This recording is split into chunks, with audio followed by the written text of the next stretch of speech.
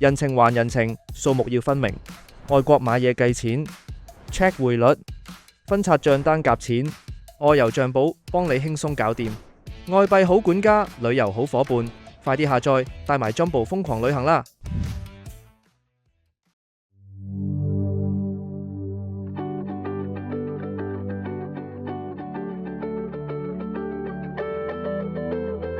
首先就係我覺得佢哋做呢啲統計咧，都係根據過往嘅數據嚟統計。過往咧I may be wrong 啦，但係即係過往嗰啲新股咧，冇而家呢一陣嗰啲智保Minimax 嗰啲升幾，即係喺6個月裏邊限售解禁就已經升咁多幾倍或者有啲去到10幾倍都有。係咯，咁你過往嗰個升幅冇咁犀利嘅時候，可能都係幾廿個 percent 嘅時候，咁嗰個喺解禁之後，佢哋講緊話最多跌4個 percent、7個 percent，咪就係用翻過往嗰啲嘅即係嘅表現嚟去計。但我相信咧，如果真係有沽售壓力嘅，點止跌4個 percent 到7個 percent， 你升咁多，一日都已經上落都超過10個 percent 啦，係咪啊？冇可能嘅咁樣。咁所以第一樣嘢就唔好盡信啲過往嗰啲嘅統計，因為過往統計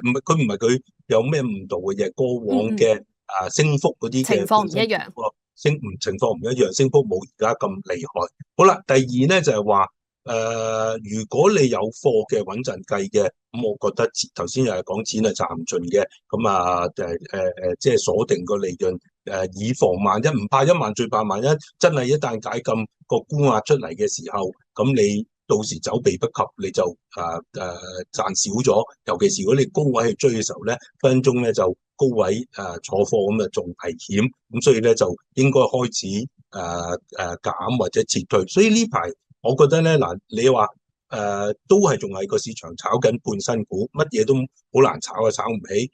所以我每日推介嘅時候咧，我都仲係推介一啲半新股。但係半新股當中咧，你會揀嗰啲嘅時間，我通常揀一啲係3月或者4月上市嘅。咁嗰啲咧，第一就冇升得咁多啦，即係個時間短上市嘅時間啦。第二咧就係距離嗰個佢哋嘅限售解禁6個月，仲有2-3個月或者3-4個月嘅先到期。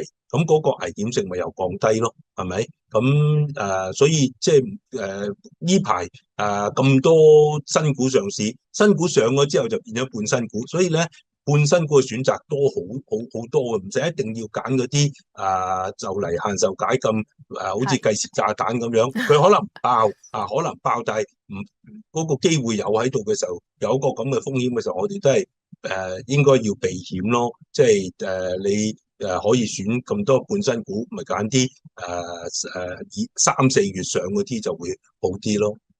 好啊，咁本身咧，師傅就話以往嘅經驗，我以為話今次嘅行情唔一樣，可能大家有更多憧憬，反而今次係更加危險啊嚇！大家要睇實啲，因為其實7月頭嘅時間咧就已經開始有個解禁潮。嗱，師傅，不如我哋攞一隻2513攞隻智保嚟講下啦。其實今日個調整都相當之明顯，而家跌緊6%啦，落緊係140幾蚊嘅。其實佢每日嘅上落咧係幾萬蚊上落，一手成20幾萬嘅啦嘛。而家如果真係有貨冇貨嘅，你會點樣建議咧？呢隻股份？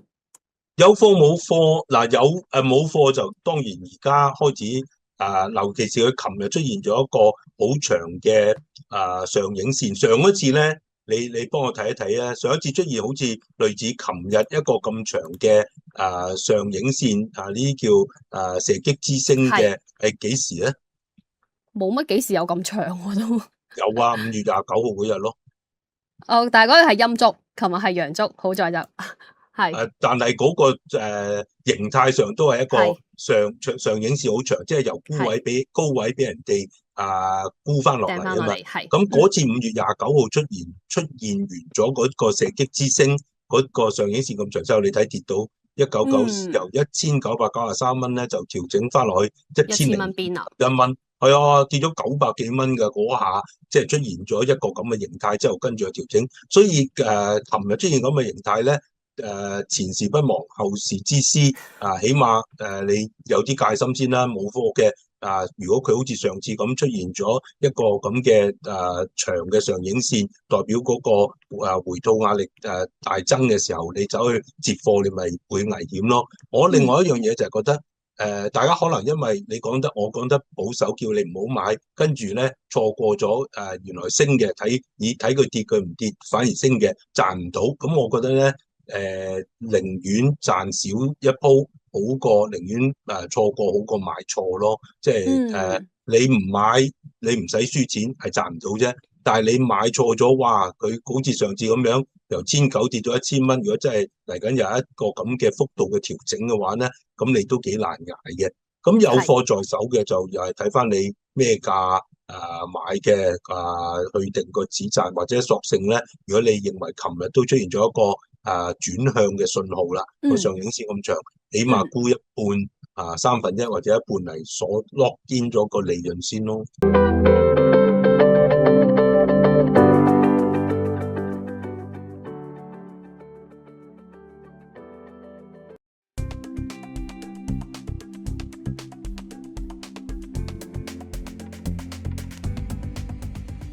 ETNet 專業版 HV2 股票報價系統，幫你洞悉大局，捕捉投資先機，即刻申請啦！